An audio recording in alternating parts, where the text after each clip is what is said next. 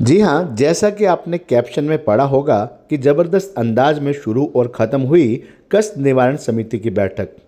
ये कष्ट निवारण समिति की बैठक आज धर्म नगरी कुरुक्षेत्र। इस बैठक में खाद्य आपूर्ति मंत्री राजेश नागर ने 17 में से 14 शिकायतों का मौके पर ही समाधान किया। उन्होंने जहां इन शिकायतों को सुनते हुए शहर में नालों की सफाई व्यवस्था करवाने के लिए रैंप तोड़ने के आदेश दिए, वहीं शहर में अतिक्रमण हटाने के लिए प्रशासन को विशेष अभियान चलाने की हिदायत भी दी।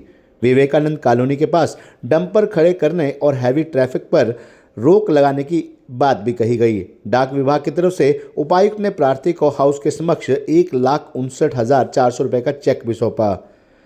राज्य मंत्री ने ज्योतिसर के पास अब माइनिंग विभाग द्वारा खेतों से मिट्टी न उठाने की अनुमति के भी आदेश जारी किए। साथ ही प्रार्थी रेखा की मांग पर खंबा लगवाने के भी आदेश दिए गए और आर्थिक मदद करने की बात कही गई। उन्होंने कहा कि पेंशन धारकों को किसी प्रकार की परेशानी नहीं आनी चाहिए, जल्द ही पेंशन शुरू करवाई जाए। वहीं एक्सियन प्रार्थी को साथ ले जाकर ज्योतिसर सड़क की खामियों को भी पूरा करेंगे। प्रार्थी शारदा रानी के मामले में उन्होंने एडीसी को जांच के आदेश भी दिए। आपको बता दें कि आज संपन्न हुई इस बैठक में 17 शिकायतें रखी गई थी, जिनमें 14 शिकायतों का मौके पर ही समाधान किया गया। हरियाणा के खाद्य नागरिक आपूर्ति एवं उपभोक्ता मामले राज्य मंत्री राजेश नागर ने कहा कि गांव यारा में केशव के परिजनों की मृत्यु के बाद रिश्तेदारों द्वारा डराने धमकाने, नकदी जेवरात हथियाने के मामले में आरोपियों तथा मामले की शिकायत के बावजूद लापरवाही बरतने वाले शाहबाद थाना के एसएचओ के खिलाफ उन्होंने सख्त कार्रवाई करने के आदेश दिए हैं। इसके बाद इस मामले की जांच सीआईए 2 करेगी। इसके अलावा एसडीएम शाहबाद और एएसपी भी इस मामले में विशेष जांच करेंगे। अहम पहलू यह है कि राज्य मंत्री ने केशव की सुरक्षा के लिए कुछ समय के लिए पुलिसकर्मी उपलब्ध करवाने के आदेश भी दिए हैं। आपको एक बार फिर से बता दें कि राज्य मंत्री राजेश नागर आज नए लघु सचिवालय के सभागार में जिला लोक संपर्क एवं कष्ट निवारण समिति की मासिक बैठक को संबोधित कर रहे थे। इस बैठक में राज्य मंत्री ने 5 पुरानी शिकायतों में से 3 शिकायतें तथा 12 नई शिकायतों में 11 शिकायतों का मौके पर समाधान किया। इस प्रकार कुल 17 में से 14 शिकायतों का निपटारा किया गया है। राज्य मंत्री ने यारा निवासी केशव की शिकायत पर सुनवाई करते हुए कहा कि किसी से भी डरने की जरूरत नहीं है। अगर कोई व्यक्ति धमकी या डराता है तो उनके मोबाइल पर सीधा संपर्क कर सकता है। इस हाउस में राज्य मंत्री ने केशव को अपना मोबाइल नंबर भी उपलब्ध करवाया। गांव बारना निवासी बतेरी देवी की शिकायत के मामले में कोर्ट के फैसले के बाद निर्णय लेने के निर्देश दिए गए हैं। राज्य मंत्री ने सेक्टर 3 निवासी प्रेमचंद, लालू कॉलोनी निवासी कसीथल निवासी जगमोहन व ओम प्रकाश, सिरसला निवासी बलवान, धुराला निवासी सीता देवी की शिकायत को भी सुना और उनका समाधान किया। राज्य मंत्री ने पत्रकारों से बातचीत करते हुए कहा कि अगर कोई भी अधिकारी बिना सूचना दिए मीटिंग में नहीं पहुंचेगा तो उसके खिलाफ सख्त कार्रवाई अमल में लाई जाएगी। इस बैठक में थानेसर विधायक अशोक अरोड़ा ने शहर में डंपिंग स्थल, एलएनजेपी अस्पताल में मरीजों के कमरों से कार्यालय हटाने व पीने के लिए स्वच्छ पानी के विषयों को भी रखा। पूर्व राज्य मंत्री सुभाष सुधा ने कहा कि प्रदेश सरकार द्वारा शहर में लोगों को मूलभूत सुविधाएं उपलब्ध करवाई गई हैं और आने वाले कुछ समय में शहर में 125 करोड़ रुपए के विकास कार्य प्रदेश सरकार की तरफ से करवाए जाएंगे। इस बैठक का संचालन उपायुक्त नेहा सिंह ने किया। इस मौके पर चेयरमैन जयसिंह पाल, एडीसी सोनू भट्ट, भाजपा जिलाध्यक्ष तेजेंद्र सिंह गोल्डी, एएसपी मनप्रीत सिंह सूदन सहित अन्य अधिकारीगण भी मौजूद रहे। आपको बता दें कि इस बैठक में राज्य मंत्री राजेश नागर ने अमित शर्मा की शिकायत पर संज्ञान लेते हुए नगर परिषद के अधिकारियों को सख्त आदेश दिए कि शहर के अंदरूनी इलाकों में नालों की निरंतर सफाई की जाए और अगर जरूरत पड़े तो रैंप को भी तोड़ा जाए। यहां पर पूर्व राज्य मंत्री सुभाष सुधा ने भी कहा कि नगर परिषद की तरफ से नाला बनवाने का प्रोविजन है। राज्य मंत्री ने जन स्वास्थ्य विभाग और नगर परिषद के अधिकारियों को मौके पर जाकर जांच करने के भी आदेश दिए। इसके अलावा अमित शर्मा की शिकायत पर जैन कॉलोनी शहर में शौचालय बनवाने, आवारा पशुओं को पकड़ने जैसी समस्याओं को सुनने के बाद नगर परिषद के अधिकारियों को आदेश दिए गए कि इन शिकायतों पर कड़ा संज्ञान लिया जाए। इसके अलावा बुलेट से पटाखे चलाने वालों के खिलाफ भी सख्त कार्रवाई किए जाने की बात कही गई। राज्य मंत्री राजेश नागर ने उपायुक्त को आदेश दिए कि शहर के प्रमुख मार्गों और बाजारों में अतिक्रमण हटाने के लिए विशेष अभियान चलाया जाए। इस अभियान को नियमित रूप से चलाया जाना चाहिए। इससे शहरवासियों को यातायात जाम के साथ साथ अतिक्रमण जैसी समस्याओं से भी निजात मिलेगी। उन्होंने डॉक्टर राजेश कुमार व रविंद्र कुमार कैत की शिकायत पर कड़ा संज्ञान लेते हुए जिला नगर आयुक्त को सख्त आदेश दिए कि विवेकानंद कॉलोनी गली नंबर 1 निकट एक्सिस बैंक के पास डंपरों को खड़ा न होने दें और हैवी व्हीकल के आवाजाही पर प्रतिबंध लगाया जाए और आगामी 1 सप्ताह के अंदर इस शिकायत पर संज्ञान लेते हुए कड़ी कार्रवाई की जाए।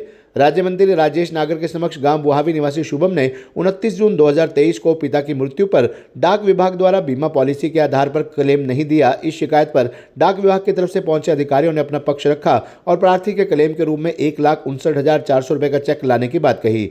इस विषय पर राज्य मंत्री ने उपायुक्त के माध्यम से शिकायतकर्ता शुभम को क्लेम की राशि का चेक सुपुर्द करवाया। राज्य मंत्री राजेश नागर ने गांव ज्योतिसर निवासी बालकिशन व जयपाल की शिकायत को जायज मानते हुए खनन विभाग के अधिकारियों को सख्त आदेश दिए कि ज्योतिसर के शहरी क्षेत्र से तुरंत प्रभाव से डंबर की आवाजाही को बंद करवाया जाए और खेतों से मिट्टी का उठान करने पर प्रतिबंध लगाया जाए। इन आदेशों के साथ ही हाउस के समक्ष खनन अधिकारी ने पक्ष रखते हुए कहा कि शिकायतकर्ता की शिकायत के आधार पर अब खेतों से मिट्टी का खनन नहीं होने दिया जाएगा।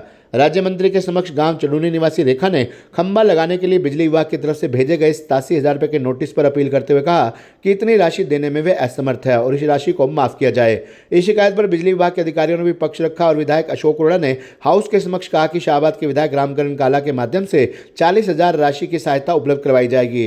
राज्य मंत्री ने बिजली विभाग के अधिकारियों को आदेश दिए कि प्रार्थी की हर संभव मदद की जाए।